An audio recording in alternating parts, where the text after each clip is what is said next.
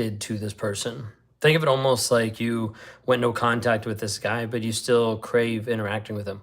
You still wonder, maybe you should reach out. You still have something that happens in your life, and you're like, maybe I should tell him. Maybe I should tell him that this family member passed away. Maybe I should tell him that I just did this or did that, that this promotion just happened. Like, there's lots of different pieces that all of a sudden will just trigger you to think, I should reach out. Have you ever had that happen to you? Many times a narcissist is going to play on that.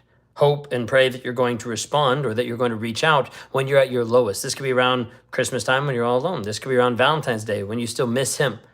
But it makes it hard to be able to move on because you've got this mental and emotional addiction to this guy. We reference them a lot of times as called trauma bonds. They're made up of a couple different things. One is they're made up of this piece of hope and potential, where you see that he has potential to be a good guy because he showed you this version of him, this piece of him that makes you feel like change is possible, that maybe he could heal, maybe he could figure it out, maybe he wouldn't show up as an abusive asshole. And you hope that that's the real version.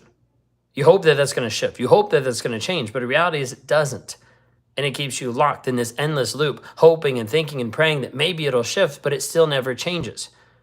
The other piece is the intermittent reinforcement. And this is the roller coaster that you've been on. The highs and the lows, the ups and the downs, making you feel crazy, making you feel like you can't really hold on to anything. You're not in control of anything because he's writing your own story. And it leaves you stuck, confused, lost. Have you felt like this before? Inside of this, you find someone who continues to confuse you, continue to berate you, continue to put you down, continue to do different things that make you feel awful, and then sells you on the hope that he's going to change, and then he never does. You have these highs and lows, the great moments. You're like, wow, we felt connected. It was really good. And then the awful moments of, it's been really bad. And the hard part is long-term, you start to tell yourself that the bad moments aren't that bad. Thinking maybe I should just go back to him because the bad moments really weren't that awful. You start to minimize the abuse that he's put you through, the manipulation, the lies, the cheating. You start to put it down saying it's not that big of a deal. Like he's just going through a hard time. It's just an issue that he's walking through. But long-term, what happens is you still get stuck back to this guy over and over and over again. Then you get to this place where you're stuck with cognitive dissonance. And that's the confusion. Have you ever felt confused in your relationship? Type in me in the chat if you're like, hey, I felt confused inside this relationship. A narcissist's job is to simply keep you confused. You see, if he can keep you confused, you won't make a move. There's a piece of me that had to keep my wife confused to keep her here because I wanted to make sure that she didn't see the truth, that she didn't understand the real version of me. She didn't see behind the mask until she did, and then she left. The goal of a narcissist is oftentimes to be in control of his image, control of how people see and perceive him. So he's trying to do that to you, but when he can't do it with you, he'll do it with everybody else. But it leaves you confused. It leaves you lost. And this is where we get into cognitive dissonance, which is the piece of confusion, which is the piece of limbo land, being stuck back and forth between two opposing thoughts.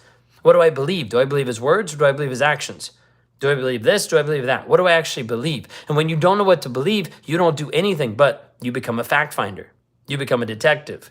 You become someone who's going to continue to look for more and more evidence to prove that you should actually leave. This is why many people want to know, is he diagnosed a narcissist? Is he actually a narcissist? Is it just ADHD? Is it just bipolar? Is it just, they'll find all different kinds of things versus looking at how is it actually affecting you?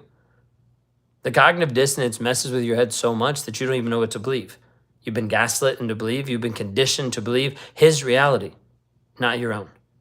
Not what's actually true, not the actual facts and the evidence of the situation, which leaves you stuck long term.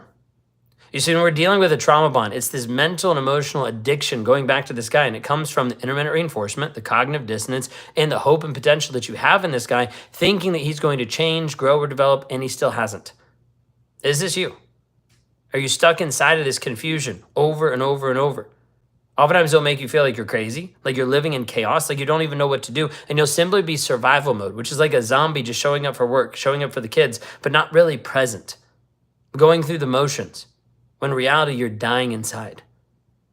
This is you, the opportunity for you to actually reach out and to get help is possible, but it takes you to raise your hand and say, this is something that I actually need to work through because the confusion will leave you trapped forever.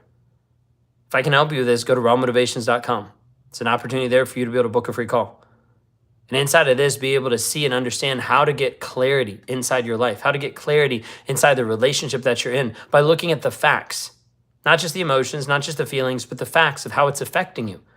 The facts of how it's impacting you. If how it's costing you mentally, emotionally, financially, how it's actually leaving you bankrupt mentally, emotionally, financially. If this is you and you resonate with this message is for you. For you to understand that freedom doesn't happen just by leaving. Freedom doesn't happen just by going no contact. Freedom happens by healing so that you become indifferent to the guy that's in your life that's treating you like shit. This is for you. Go to rawmotivations.com. Would love to be able to help you move forward. You can book a free call there for us to be able to talk, help you move forward inside the healing process. I walk people through a healing journey and a growth mindset to help you shift where you currently are to help you get to where you actually want to be. If I can help with that, just visit rawmotivations.com today. Y'all have a blessed and wonderful day, and we'll see y'all.